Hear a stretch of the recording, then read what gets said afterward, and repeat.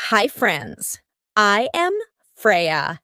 Today, I am going to share my struggle of learning English. Part 1 The Beginning. Hello, I am Freya, and I want to share my story of learning English. It all began when I was 20 years old, living in a small town where no one spoke English. At that time, I didn't know how to speak or understand even a single word of English. To be honest, I didn't think I needed to learn it. I lived my whole life without English and everything seemed fine. But deep inside, I always had a dream to visit London. I had heard so much about London, about the big city, the famous places, and the interesting people. I saw pictures in books and on the internet, and it looked like such an exciting place. But there was one big problem. Everyone in London speaks English, and I didn't know how to say even simple things like hello or thank you in English. One day, I realized that if I ever wanted to visit London, I needed to learn English. I also started thinking that if I knew English, I could find better jobs. I had seen many job ads that needed people who could speak English, and it seemed like the language would open up new opportunities for me. So, at age 20, I made a decision. I was going to learn English, but where would I start? I didn't have a lot of resources, and in my small town, there were no easy ways to learn. There weren't many people around who spoke English, and I didn't know where to begin. I started by looking for classes. After searching for a while, I found a small language school not too far from my home. It wasn't very big, but they offered English classes for beginners. I was so excited to sign up, but at the same time, I felt nervous. What if I couldn't do it? What if I was too old to start learning a new language? All these thoughts ran through my mind, but I pushed them away. I reminded myself of my dream to visit London one day. My first day in the English class was very difficult. I sat with other students, and everyone seemed as lost as I was. The teacher started with the basics, the alphabet. It felt strange to me because I was used to my own language, and the English letters sounded so different.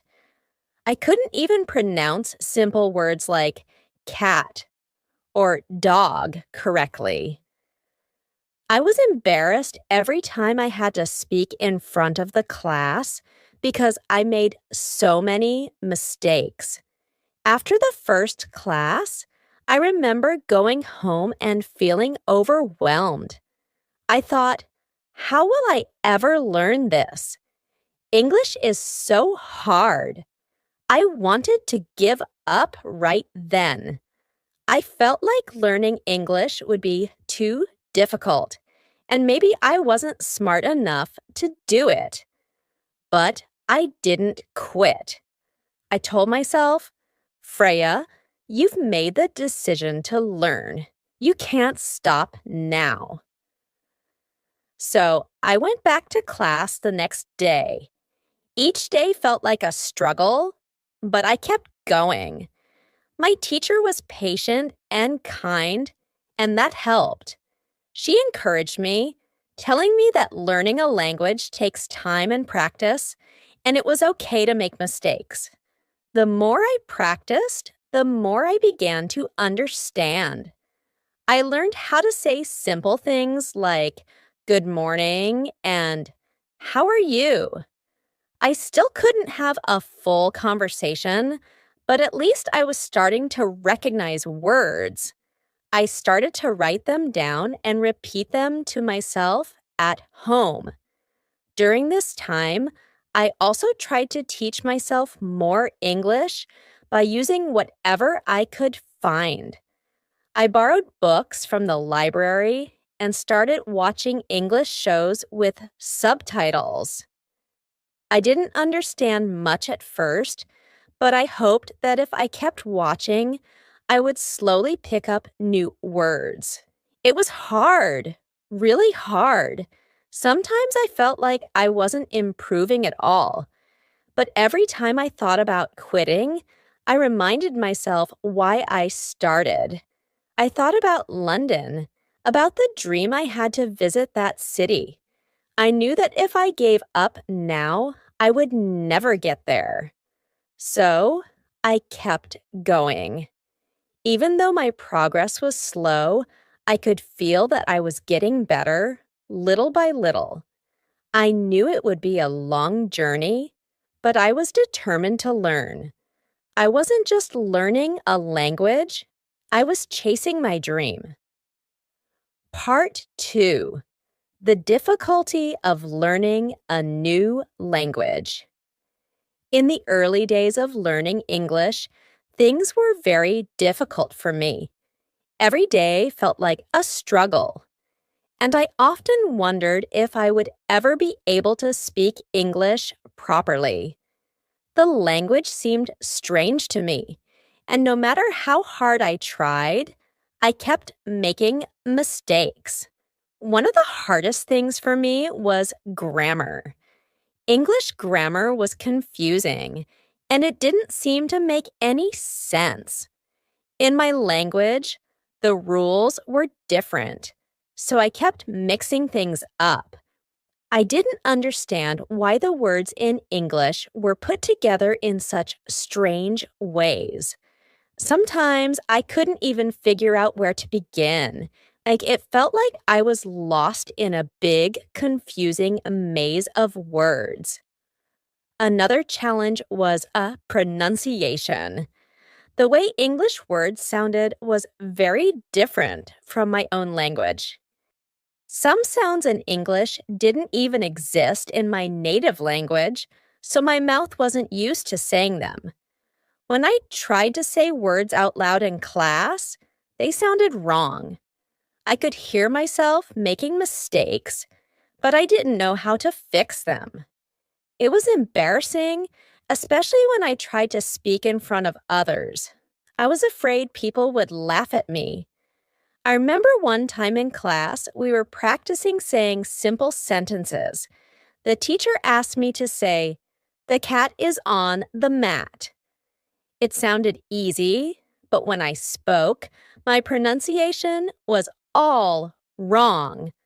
I could feel my face getting hot with embarrassment as the other students looked at me. The teacher corrected me, but I still couldn't say it right. After class, I felt so frustrated.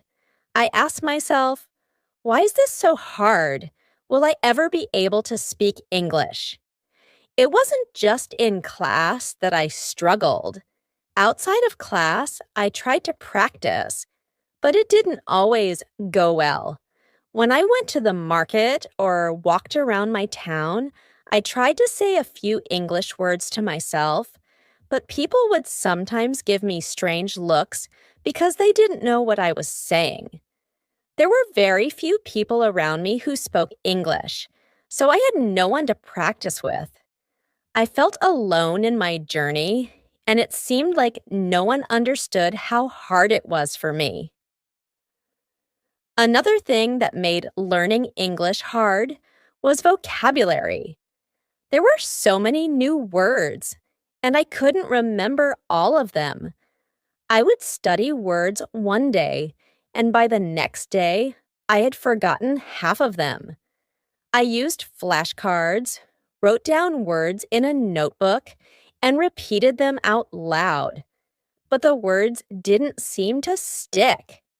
It was like my brain couldn't hold all of the new information. I felt overwhelmed by how much I had to learn. Sometimes I would see or hear a word I had studied before, and I knew I should remember it, but I just couldn't. I felt disappointed in myself, as if I wasn't trying hard enough. I kept asking myself, why can't I remember these words? Am I not smart enough to learn this language? There were days when I felt like giving up completely. The thought of quitting crossed my mind many times. Learning English felt like trying to climb a huge mountain, and no matter how hard I tried, I couldn't reach the top. I saw other people who could speak English so easily, and I felt like I would never get there. I thought about how easy it would be to stop, to just give up and go back to my normal life without English. But then I would remember my dream of visiting London. I knew that if I gave up, I would never be able to reach that dream. I kept telling myself that learning a new language wasn't supposed to be easy. It would take time, effort, and patience. Even though I felt like I was failing, I knew that I had to keep going. I also remembered something my teacher had told me. Mistakes are a part of learning. Don't be afraid to make them. At first, I didn't understand this. I thought making mistakes meant that I was bad at learning English. But slowly, I started to realize that each mistake I made was teaching me something. Every time I said a word wrong or used the wrong grammar, I learned how to say it correctly the next time. It wasn't easy to accept that I wouldn't learn English quickly. I had to change my way of thinking. Instead of getting upset when I made a mistake, I tried to see it as part of the learning process. I started to believe that even though I was struggling now, I would get better with time. Slowly, I began to see small improvements. I could understand a few more words, and my pronunciation got a little better. Even though the progress was slow, I held on to those small victories. They gave me the hope and motivation to keep moving forward. Part 3. Learning with determination. After facing so many struggles in my early days of learning English, I knew I had two choices. I could give up or I could push through and keep trying. The more I thought about it, the more I realized that giving up wasn't an option. My dream of visiting London was too important, and I had already come too far to stop now. I had to find a way to keep going, no matter how hard it was. One day, I decided that I needed a better plan. Just attending English classes a few times a week wasn't enough. If I really wanted to learn, I had to practice every day. I started to create a routine for myself. Each morning, I would spend at least 1 hour studying English. I would go over the new words we had learned in class and practice saying them out loud. I also started writing simple sentences in a notebook, using the new vocabulary and grammar rules I was learning. At first, it was tough to stay focused. Sometimes I felt tired or didn't feel like studying, but I reminded myself that this was my dream, and if I wanted to succeed, I had to work for it. So, even on the days when I didn't feel motivated, I forced myself to sit down and study. Slowly, it became easier. The more I practiced, the more I began to see small improvements. One thing that really helped me was watching English movies and listening to English music. At first, I couldn't understand anything, but I didn't let that stop me. I watched with subtitles, reading along with the words. Even though I couldn't catch everything they were saying, I would pick out a few words here and there. It felt exciting to recognize a word or phrase that I had learned in class. Music was another big help. I would listen to simple English songs and try to follow the lyrics. Sometimes I would write the words down and look them up in a dictionary to understand what they meant. The rhythm of the music made it easier to remember words, and I found myself singing along to songs even when I didn't fully understand the meaning. But that was okay. I knew that with time, I would learn more. One of the most important things that helped me during this time was finding a good teacher. My teacher saw that I was struggling and gave me extra help. She encouraged me to keep going and reminded me that learning a new language takes time. She never made me feel bad for making mistakes. Instead, she told me that mistakes were a sign that I was learning. My teacher also gave me some advice that changed the way I looked at learning English. She said, "You don't need to be perfect, you just need to keep improving." This simple advice took away some of the pressure I had been feeling. I'd always thought that I needed to speak perfectly, with no mistakes, in order to succeed. But now, I understood that every small improvement was a step in the right direction. I didn't need to be fluent right away. I just needed to keep moving forward. I also started to make English part of my daily life in small ways. When I went to the market, I would try to think of the names of fruits, vegetables, and other items in English. I would say simple sentences to myself, like, "I need to buy apples," or "I am walking to the market." This helped me get used to thinking in English, even when I wasn't in class. Another thing I did was carry flashcards with me everywhere I went. On each card, I wrote a new English word on one side and the translation in my native language on the other side. Whenever I had a few spare minutes, while waiting for a bus or sitting at home, I would pull out my flashcards and go over the words. It became a habit, and it helped me memorize new vocabulary. As time went on, I started to notice small victories. One day, I was watching a movie, and I realized that I could understand an entire sentence without needing to read the subtitles. It was such a small thing, but it made me so happy. It was proof that all my hard work was paying off. Another time, I was practicing speaking with a friend, and I managed to have a short conversation in English without feeling completely lost. It wasn't a perfect conversation. I still made mistakes, but I could understand more than before.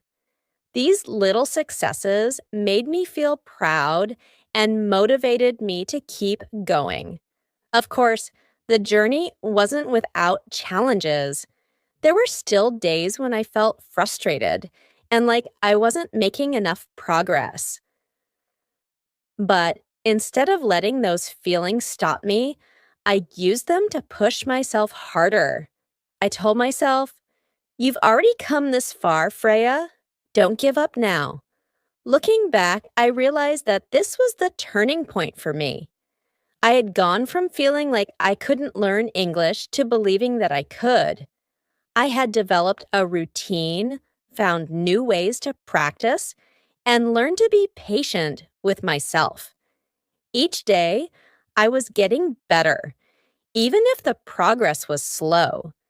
The most important thing I learned during this time was that determination is key. It wasn't about being perfect or learning quickly. It was about showing up every day, doing the work, and believing in myself.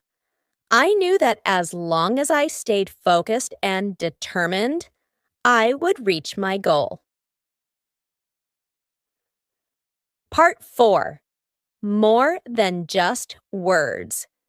As I continued learning English, I started to realize something important. Learning a language is not only about the words, grammar, and pronunciation. It's also about understanding the culture behind the language. I had never thought about this when I first started learning English. I thought that if I could memorize enough words and rules, I would be able to speak fluently.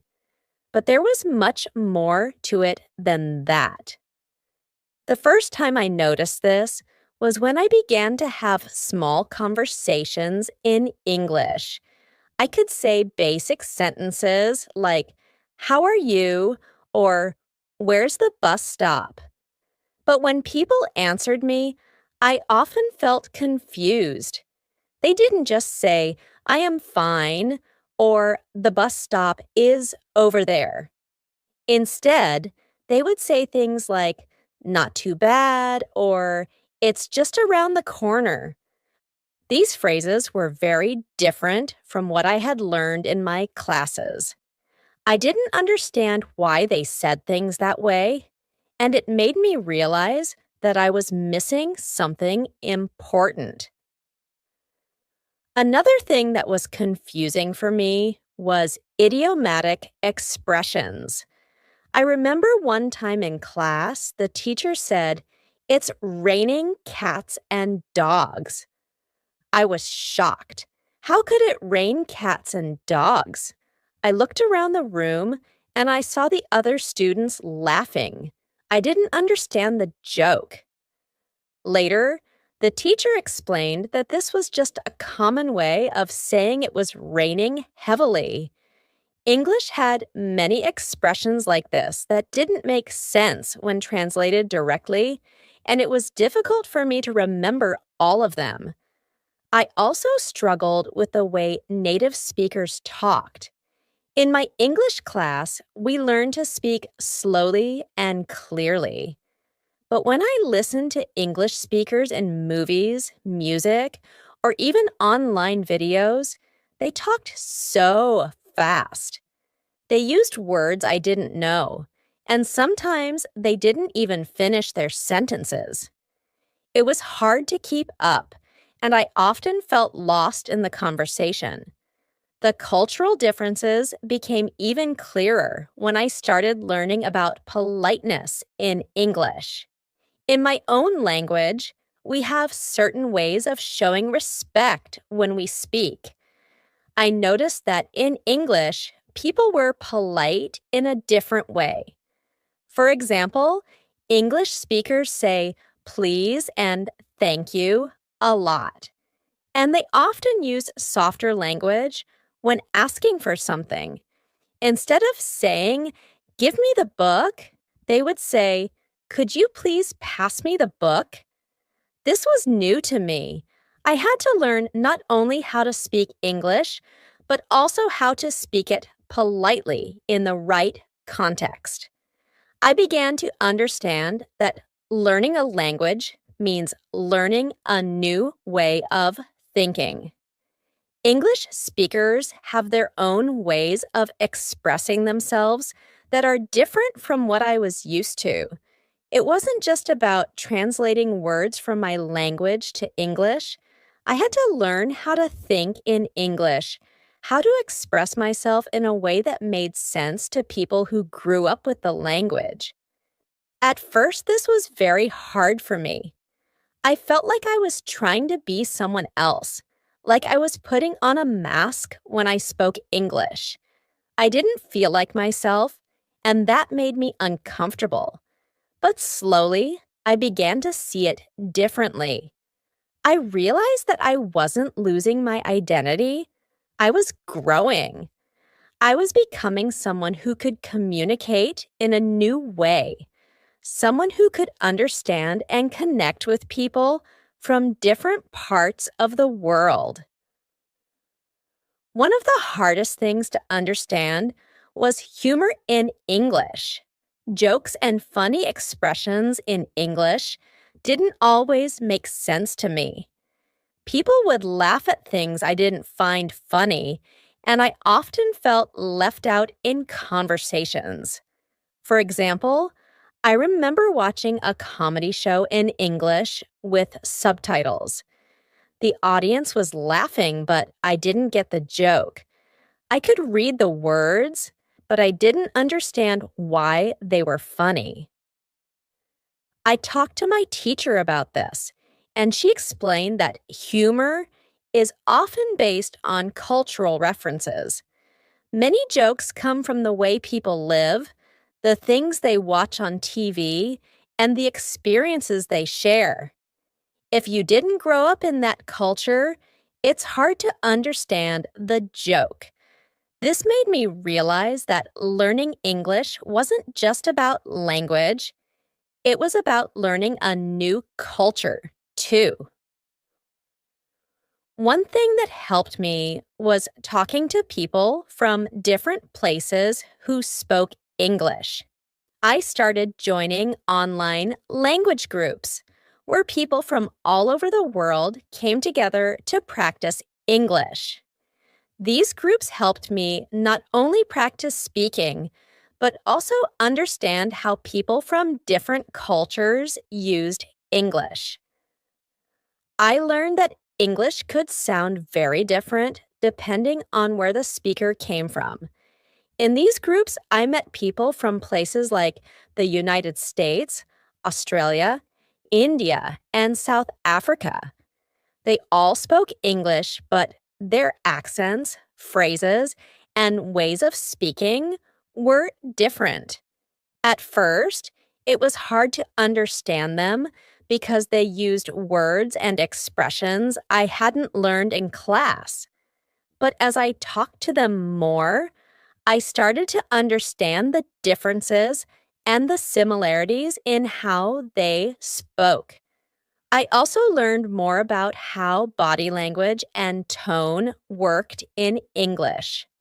For example, in my culture, people don't smile much when they meet someone for the first time. But in English speaking countries, smiling and making eye contact is an important part of showing friendliness and respect. These small cultural differences were things I had to learn and adapt to, even though they weren't part of the language itself. By learning more about the culture behind the language, I began to feel more comfortable speaking English. I wasn't just learning words and grammar anymore. I was learning how to communicate with people in a way that felt natural to them. This helped me feel more confident, and it made my conversation feel more real and less awkward. As time went on, I realized that learning a new language is really about understanding people. The more I learned about English speaking cultures, the easier it became to connect with others. It wasn't easy, but every day I grew a little more confident, and I felt like I was becoming part of a bigger, more connected world. Part 5: The Journey to London. 10 years had passed since I first started learning English. I was no longer that young girl, unsure and struggling to say even simple words. I had worked hard, faced many challenges, and learned so much about the language and culture. And now, at the age of 30, it was time to make my dream come true. It was time to visit London. Since the day I started learning English, London had been my goal. It was the city I had always imagined, the place I had heard so much about but had never seen. For years, I had dreamed of walking its streets, seeing its famous landmarks, and, most importantly, speaking English with the people who lived there. I remember the day I booked my ticket. My heart was racing with excitement and a bit of fear. I had saved enough money for the trip, and now it was real. I was actually going to London. As I looked at the confirmation on my computer screen, I couldn't believe it. I had been dreaming of this moment for so long, and now it was finally happening. The weeks before the trip was filled with preparation. I booked a place to stay in the heart of the city, made a list of all the places I wanted to visit, and practiced my English as much as I could. Even though I had been learning for 10 years, I was still nervous. This would be the first time I would be surrounded by native English speakers, and I wasn't sure if I was ready. What if I couldn't understand them? What if my English wasn't good enough? But despite my fears, I reminded myself of how far I had come. I had spent years preparing for this, and now it was time to take the next step. I wasn't going to let fear stop me from living my dream. The day of my flight arrived, and as I boarded the plane, I felt a mix of excitement and nervousness. The flight was long, but I couldn't sleep. My mind was full of thoughts about what London would be like, how I would manage, and what it would feel like to finally be in the city I had dreamed of for so many years. When the plane landed at Heathrow Airport, my heart was pounding. As I stepped off the plane and into the busy airport, I heard English being spoken all around me. It was a strange feeling, being surrounded by a language I had worked so hard to learn. I felt excited, but also a little overwhelmed. This was real. I was really in London. Getting through the airport was my first real test. I had to speak to the immigration officer and explain the purpose of my visit. Even though I had practiced what to say, I was still nervous. When it was my turn, I stepped forward and spoke in English. The officer asked me questions about my trip, how long I would stay, where I would be staying, and why I was visiting. At first, it was difficult to keep up with the conversation. The officer spoke quickly, and his accent was different from what I was used to. But I took a deep breath, asked him to repeat some of the questions, and did my best to answer.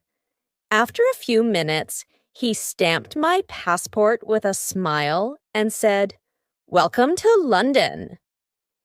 Hearing those words filled me with relief. I had done it. I was officially in London, and I had spoken English. It wasn't perfect, but I had managed, and that was what mattered. As I left the airport and made my way into the city, I couldn't help but smile. The sights of London were even more beautiful than I had imagined. I saw the famous red double-decker buses, the old buildings mixed with modern ones, and the busy streets full of people. I had only seen these things in pictures before, and now they were right in front of me. Over the next few days, I explored the city. I visited Big Ben, the Tower of London, Buckingham Palace, and so many other famous places. I walked along the River Thames and spent time in Hyde Park, enjoying the beautiful gardens and the fresh air. Everywhere I went, I heard people speaking English, and it felt amazing to be able to understand and communicate, even though I still made mistakes. One of the most exciting moments was visiting a local cafe. I had always dreamed of sitting in a small London cafe, ordering a cup of tea and a pastry, just like I had seen in movies. When I walked in, I felt a bit nervous. The cafe was filled with people, all chatting in English, and I wondered if they would notice that I wasn't a native speaker. I stepped up to the counter and, in my best English, ordered a cup of tea and a slice of cake. The woman behind the counter smiled and asked me a few questions about what kind of tea I wanted. Her accent was thick, and I had to ask her to repeat herself a couple of times, but she was kind and patient with me. I left the cafe with my tea, feeling proud of myself. It was a small thing, but it meant a lot to me. One of the biggest challenges I faced was the different accents in London. In my classes, I had learned what is called Standard English. But in London, people spoke with many different accents. Some were easy to understand, but others were much harder. I met people from different parts of the UK, and each person seemed to speak English in a slightly different way. At first, it was confusing, but I realized that this was part of the experience. London was a big, diverse city, and I was learning to adapt. There were also times when I struggled to follow conversations. Some people spoke too quickly, and I had to ask them to slow down or repeat themselves. I felt a bit embarrassed when I didn't understand, but I reminded myself that it was okay to make mistakes. After all, I was still learning, and the important thing was that I was trying. By the end of my trip, I had grown much more comfortable speaking English. I wasn't perfect, but I had come a long way from where I started. Walking through the streets of London, I felt a sense of pride. I had reached the place I had always dreamed of, and I had done it by working hard and never giving up. As I boarded the plane to head back home, I realized that this wasn't the end of my journey. It was just the beginning. London had been my dream, and now that I had reached it, I felt ready for whatever came next. Part 6. Meeting Native Speakers. After arriving in London, I felt a mixture of excitement and nervousness.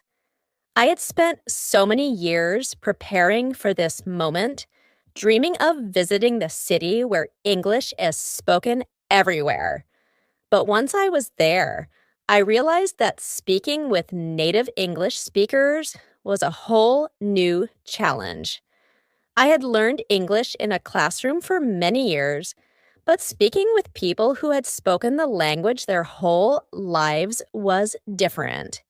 In class, we spoke slowly and carefully, and the teacher always corrected us when we made mistakes.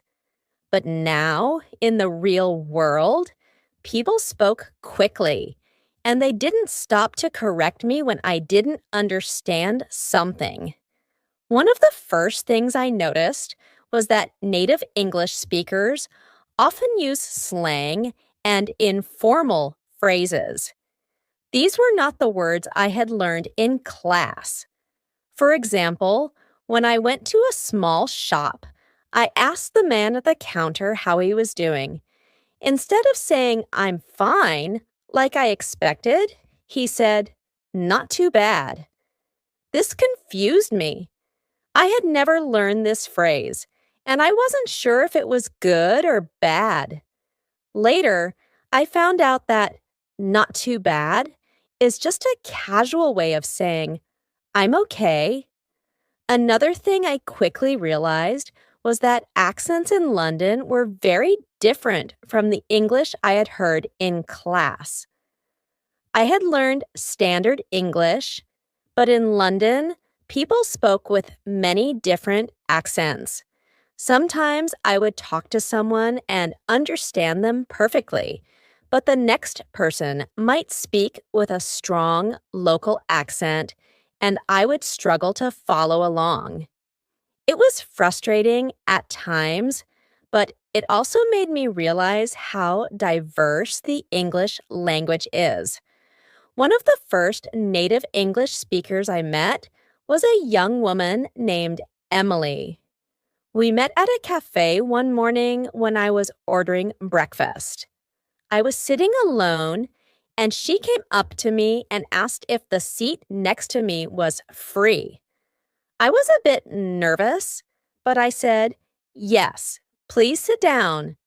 She smiled and introduced herself. Emily was friendly and talkative, and I was excited to finally have a real conversation with someone who spoke English as their first language. But as we started talking, I found myself struggling to keep up with her fast speech. She used a lot of casual expressions that I didn't understand, and sometimes I had to ask her to repeat what she said. I remember one moment when she asked, "So, what brings you to London?"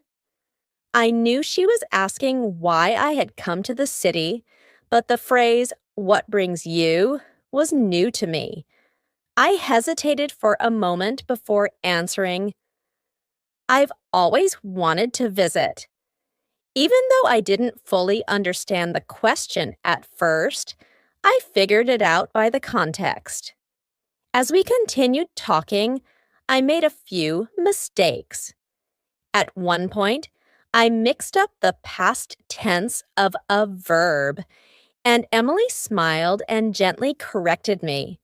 Instead of feeling embarrassed, I realized that this was part of the learning process. Emily wasn't laughing at me. She was helping me improve. This gave me the confidence to keep speaking, even when I wasn't sure if I was saying everything perfectly. After our conversation, I felt proud. I had just spoken with a native English speaker for the first time, and even though it was difficult, I had managed to keep up. I didn't let my mistakes stop me from continuing the conversation. Emily had been kind and patient, and this helped me feel more comfortable.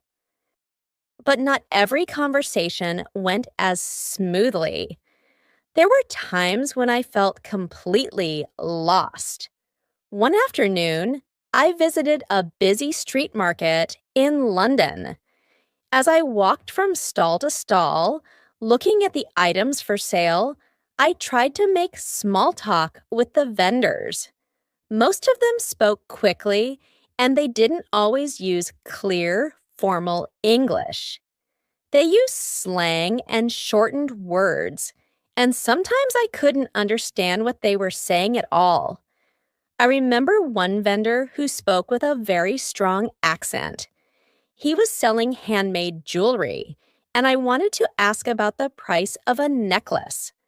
I asked, "How much is this?" but his answer came so quickly that I didn't catch a single word.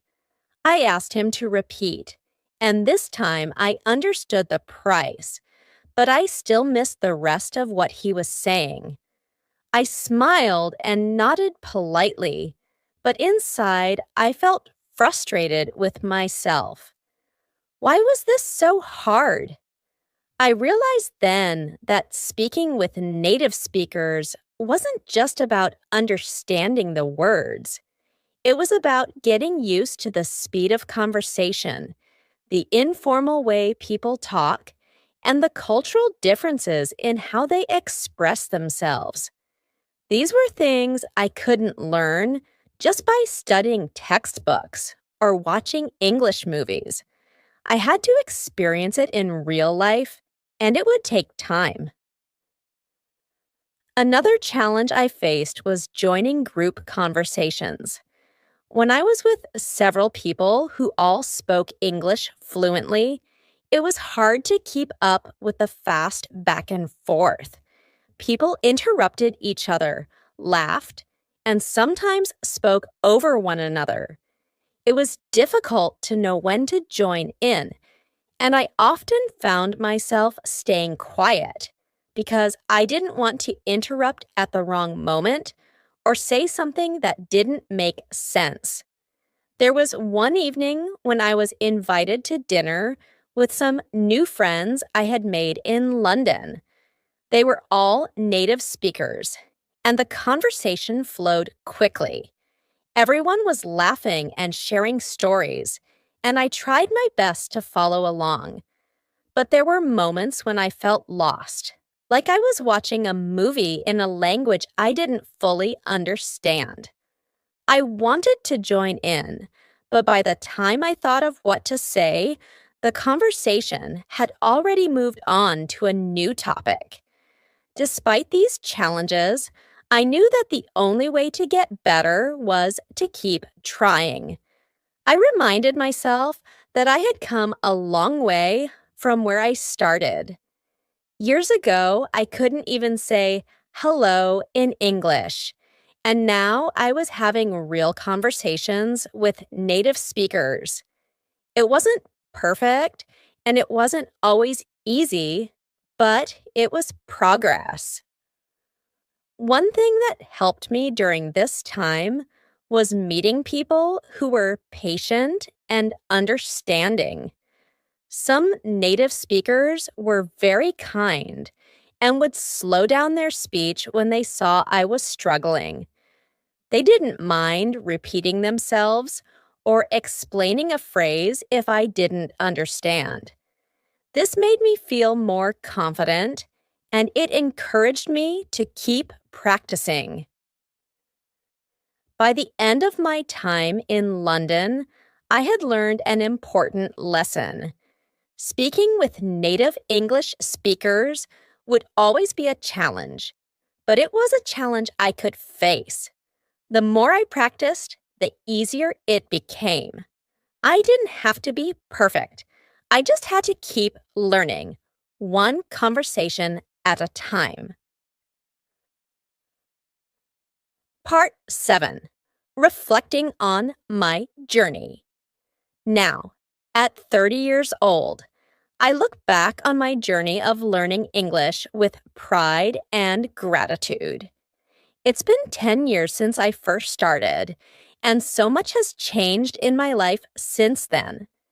There were many times when I felt like giving up, when the language seemed too difficult and the challenges felt impossible. But I kept going, and today I can say that I've reached a place I once thought was out of my reach. When I was 20, learning English seemed like an enormous task. I had never spoken a word of it, and I couldn't imagine myself being able to have a conversation in a language that felt so foreign to me. I had big dreams of traveling to London, but those dreams seemed distant and unrealistic. I doubted myself many times, but now, looking back, I'm so glad I didn't give up. Learning English was more than just learning a new language. It was a journey of personal growth. It wasn't just about memorizing words or understanding grammar rules. It was about learning patience, persistence, and believing in myself, even when things were difficult. There were so many difficult moments along the way. I remember the early days when even the simplest English words confused me. I struggled with pronunciation, grammar, and vocabulary. The frustration of not being able to express myself made me doubt if I could ever be good at English. I made many mistakes, and I often felt embarrassed in front of others. But every mistake taught me something valuable. As I grew more determined, I developed habits that helped me improve. I practiced every day, made English part of my life, and found creative ways to learn. Watching movies, listening to music, and talking to others were all ways that helped me immerse myself in the language. I realized that learning a language is a slow process, but it's one that builds on itself over time. The turning point in my journey came when I visited London. It was a dream come true, but it was also a huge test. Speaking with native English speakers was challenging. Their accents were different from what I had learned, and they spoke quickly, using slang and casual expressions. There were times when I couldn't understand what they were saying, and moments when I felt lost in conversations. But each day, I grew more confident and I learned to adapt. By the end of my trip, I was no longer afraid to make mistakes. I realized that speaking imperfectly was part of the process, and the important thing was that I was communicating. Meeting kind and patient people along the way made all the difference. I'll never forget the people in London who took the time to speak slowly, explain things to me, and encourage me to keep going. They helped me understand that learning a language is not just about speaking perfectly, it's about connection. It's about being able to share your thoughts, your feelings, and your experiences with others, even if you don't say everything the right way. As I look back, I'm filled with gratitude for the lessons I've learned along the way. This journey wasn't easy, but it was worth every effort. Learning English opened up so many doors for me. I now have the confidence to travel, meet new people, and experience different cultures. I'm not afraid to challenge myself anymore, and I've realized that I'm capable of more than I ever thought possible. One of the most important things I've learned is that you don't need to be perfect to succeed. For a long time, I believed that if I couldn't speak English fluently, then I wasn't good enough. But over time, I realized that perfection isn't the goal. Progress is. Each small improvement, each new word learned, and each conversation had is a step forward. Even now, I'm still learning, and I know there's always room to improve, but I'm proud of how far I've come. Another thing I've learned is the importance of patience. In the beginning, I wanted to learn English quickly, but I soon found out that language learning doesn't work that way. It's a slow process that requires time and effort. There were moments when I felt like I wasn't improving at all, But when I looked back, I could see how much progress I had made. The key was to stay patient and keep going, even when it felt like I wasn't getting anywhere. Looking ahead, I know that my journey with English isn't over. There's always more to learn, more conversations to have, and more experiences to gain. But now, I feel ready for whatever comes next. Learning English has given me more than just a new language. It's given me confidence, resilience, and the belief that I can achieve my goals if I stay dedicated. To anyone who is starting to learn English or any other language, my advice is this: don't give up. It may feel overwhelming at first, and you will face many challenges, but every small step forward is progress. Mistakes are part of the journey, and they will help you grow.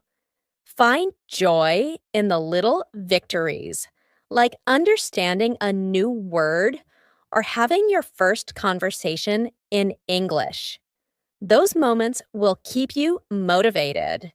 Also, don't be afraid to ask for help, whether it's from a teacher, a friend, or someone you meet along the way.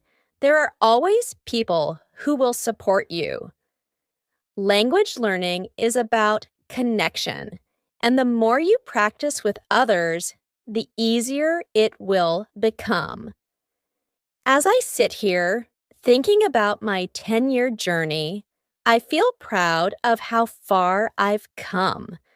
I once thought that learning English was impossible, but now I know that nothing is impossible if you work hard and believe in yourself.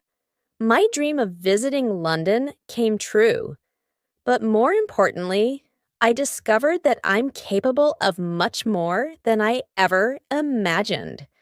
I'm grateful for every challenge, every mistake, and every moment of learning because they've shaped me into the person I am today. My journey isn't over, and I'm excited for what the future holds. But no matter where life takes me, I'll always carry with me the lessons I've learned through English: patience, perseverance, and the power of believing in yourself. Hope you have enjoyed the reading.